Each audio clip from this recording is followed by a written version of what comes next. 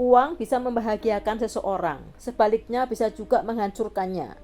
Tergantung dari mana dia memandang, apakah sebagai tujuan kebahagiaan atau sarana untuk mencapai kebahagiaan.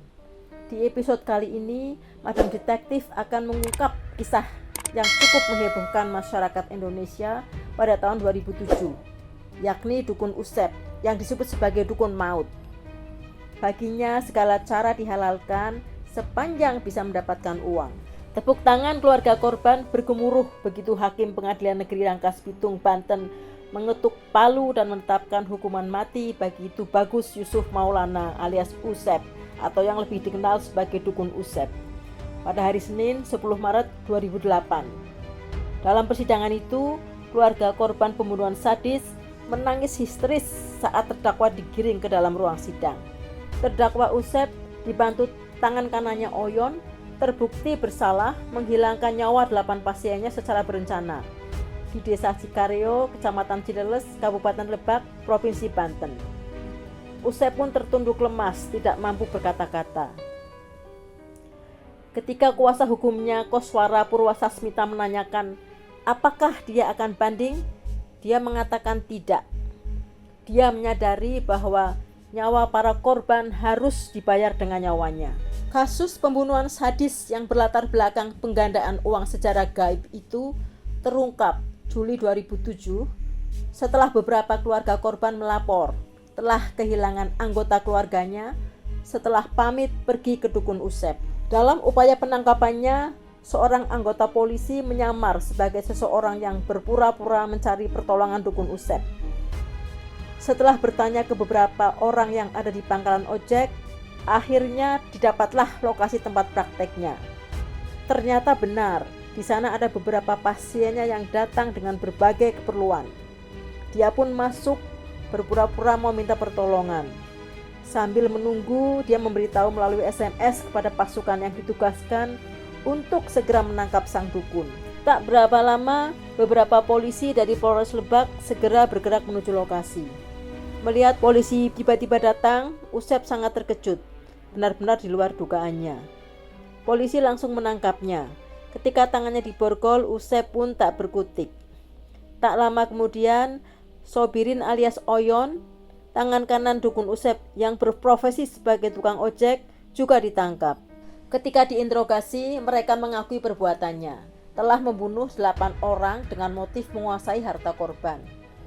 Selaku dukun, Usep memperdaya orang yang memintanya menggandakan uang, sedangkan Oyon tugasnya mencari korban. Para pasiennya diminta menyerahkan mahar antara 20-200 juta atau barang berharga. Begitu uang dan barang berharga sudah diserahkan, mereka membunuhnya.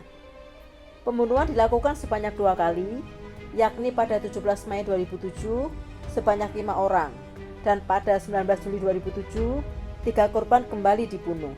Mereka pun diminta untuk menunjukkan lokasi di mana para korban dikubur.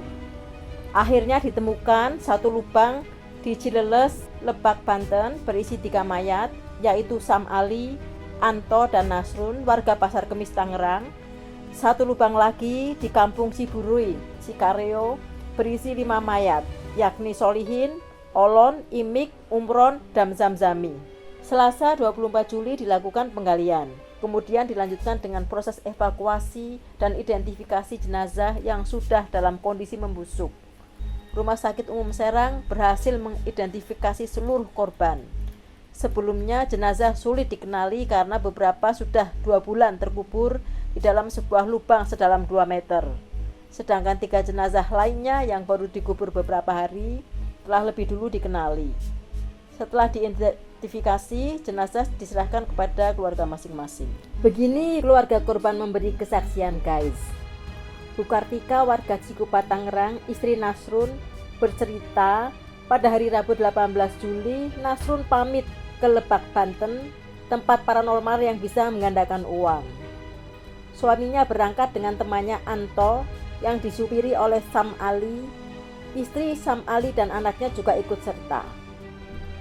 Selama dalam perjalanan, dia selalu mengabarkan bahwa keadaannya baik-baik saja. Namun beberapa saat setelah itu suaminya tidak pernah memberi kabar dan tidak bisa dihubungi lagi. Chandra, kakak korban Anto, juga bercerita. Sebelumnya adiknya sudah menginvestasikan mobil kijang, uang, dan handphone kepada dukun Usep. Sebelum berangkat, seseorang bernama Oyon yang mengaku tangan kanan dukun Usep menyerahkan ayam jago ke rumah Anto di Tangerang. Ayam jago itu harus disembelih Anto saat dia pulang nanti untuk buang sial. Dia sendiri baru tahu kalau adiknya hilang setelah keluarga Nasrun menanyakan, apakah Anto adiknya, Nasrun dan Sam Ali sudah pulang. Sudah beberapa hari HP mereka tidak bisa dihubungi. Mendapat pertanyaan seperti itu, Chandra curiga. Lalu lapor ke polisi bersama istri Anto. Anto tergiur ke Lebak karena ada teman yang memberitahu bahwa ada seorang dukun sakti yang bisa menarik uang dalam jumlah besar. Dan adiknya disuruh membayar mahar 200 juta yang nantinya akan menjadi 2 miliar. Tapi uangnya tidak boleh diambil dulu sebelum misinya selesai. Keterangan dari istri dan anak Sam Ali yang sempat ikut ke Lebak, semua korban tidak langsung dibawa ke rumah dukun Usep. Mereka harus mampir ke rumah saudara dukun Usep yang ada di desa itu. Anak dan istri Sam Ali disuruh menunggu ditemani Oyon, tangan kanan sang dukun. Sementara ketiga korban dan Usep pergi ke suatu tempat. Itulah mengapa mereka tidak tahu persis di mana tempat tinggal dukun Usep. Sementara itu, karena kelamaan menunggu, keluarga Sam Ali minta pulang. Namun Oyon mencegah. Katanya Usep sudah kirim SMS. Misi telah berhasil, sambil menunjukkan SMS dari Usep. Namun keluarga Sam Ali tetap pulang. Sejak peristiwa itu sampai hampir seminggu, Sam Ali belum juga pulang. Kesaksian keluarga diceritakan juga oleh Ibu Hayah, Ibunda Solihin. Dengan mata sembab dia bercerita. Pagi itu Solihin pamit mau berangkat ke Lebak. Setelah istrinya bersama putrinya pulang ke kampung halaman. Katanya ada urusan jual beli besi tua. Sebelum berangkat, ia meminjam uang 14 juta dari 2 saudaranya. Sejak itu Solihin tidak pernah memberi kabar. Hayah tahu posisi Solihin masih di Lebak justru setelah Usep menemuinya pada awal Juli. Usep mengatakan bahwa atas bantuan dirinya Solihin telah sukses menjadi orang kaya. Dia meminta imbalan ke Hayah berupa uang sebesar 80 juta. Namun Hayah menolak. Sejak itu Usep tidak pernah datang lagi. Mungkin dia merasa Hayah tidak bisa diperdaya. Hal yang sama dilakukan pada keluarga Olon. Kali ini melalui Oyon, tangan kanan Usep. Dia datang ke rumah Haji Sukarna, orang tua Olon, menyampaikan berita bahwa Olon sudah sukses berkat bantuan Usep bosnya. Karena itu Usep pesan untuk memberikan BPKB mobil kijangnya. Tapi permintaan itu tidak digubris. Seminggu kemudian dia datang dan mengatakan Olon telah berhasil mendapat untung 100 juta berkat bantuan Usep. Dia minta imbalan 10 juta rupiah. Namun permintaannya tetap tidak digubris. Bagaimana cara dukun Usep dan Oyon mengeksekusi korbannya nih guys, sungguh mengerikan. Dengan berdalih korban harus melakukan ritual, pada suatu malam para korban dibawa ke suatu daerah yang sepi dan jauh dari pemukiman penduduk. Ritual pertama yang harus dilakukan para korban adalah menggali lubang sedalam 2 meter yang lokasinya sudah disiapkan oleh Usep. Tujuannya untuk mendatangkan kelipatan uang dalam jumlah besar. Setelah selesai menggali tanah, mereka diberi minuman yang menurut sang dukun airnya sudah diberi ritual khusus, padahal yang sebenarnya berisi racun. Tanpa curiga mereka meminumnya, barangkali karena di benak mereka sudah terbayang uang yang begitu banyak. Maka apapun perintah Usep dilakukan. Begitu racun telah bereaksi, maka mereka jatuh. Dalam keadaan sekarat, para korban dimasukkan ke lubang yang sudah mereka gali. Lalu ditimbun dengan tanah bekas galian. Maka jadilah tempat itu sebagai sebuah kuburan. Setelah selesai mengubur korban yang sekarat, Usep dan Oyon pergi. Begitu yang mereka lakukan terhadap 8 orang korbannya di 2 tempat yang berbeda. Ironis sekali, Usep berhasil memperdaya korbannya untuk membunuh dirinya sendiri sekaligus menggali lubang kuburnya sendiri, tanpa mereka menyadarinya sedikit pun. Dan setelah mereka meninggal, keluarganya masih didatangi untuk dimintai uang. dengan cara memperdaya mereka bahwa korban yang sudah tewas dikatakan telah sukses berkat bantuannya. Benar-benar kejam. Ganjaran untuk Usep sudah pasti hukuman mati. Karena dia tidak mau mengajukan banding, maka jaksa memproses cepat hukuman mati untuk Usep.